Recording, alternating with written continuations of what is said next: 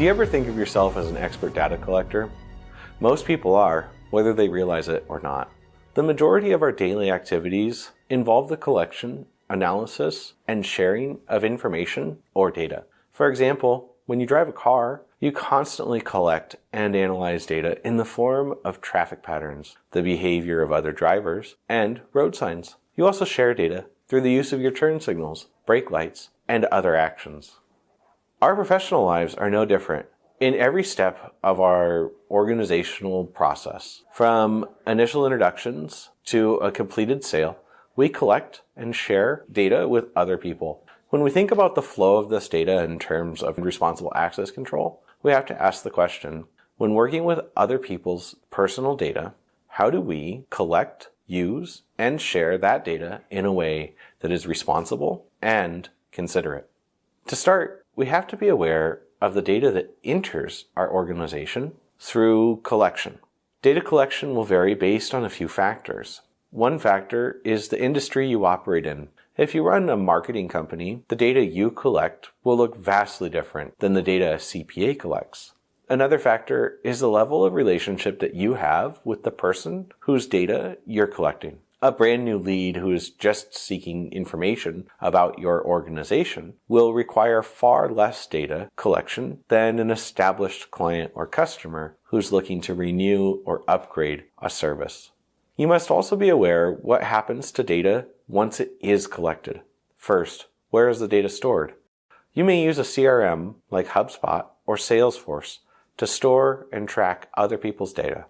Next, how is this data used by your organization?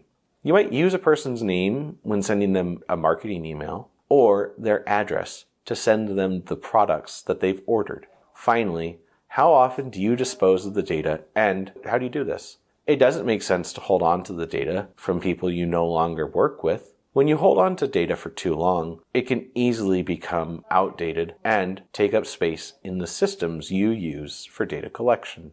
This also adds additional management considerations. There are several best practices that you can adopt to build a foundation of responsible data collection and management.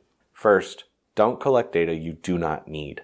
Collecting more personal data than you need can quickly become invasive for the people you are collecting data from. Also, if your data security is breached, then the data you store may be stolen or compromised. If you only have the most necessary data stored, there's less sensitive information to steal.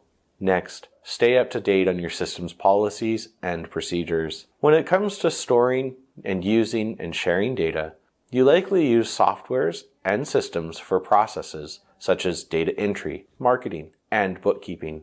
What is their policies on data collection, security, and privacy? More importantly, do their policies align with yours? If you tell people that you will not share their data, but you use a software or service that does, your policy and the software's policy are misaligned. That sort of misalignment will cause a breach of trust and security for the people whose data you're managing, collecting, and storing.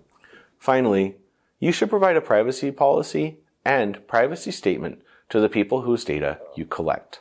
This should include what data you collect, how you collect this data, why you collect this data, who has access, how people are notified of a privacy policy change, who to contact with questions, and how data is secured and protected in your organization.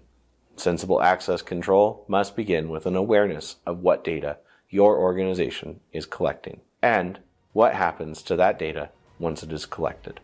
Once you have a good understanding of the data and how it moves through your organization, it becomes easier to create and implement policies and procedures that will effectively secure that data for the people that you work with.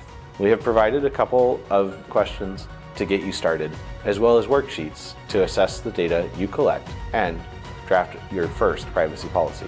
Thank you for watching, and we will see you in the next episode.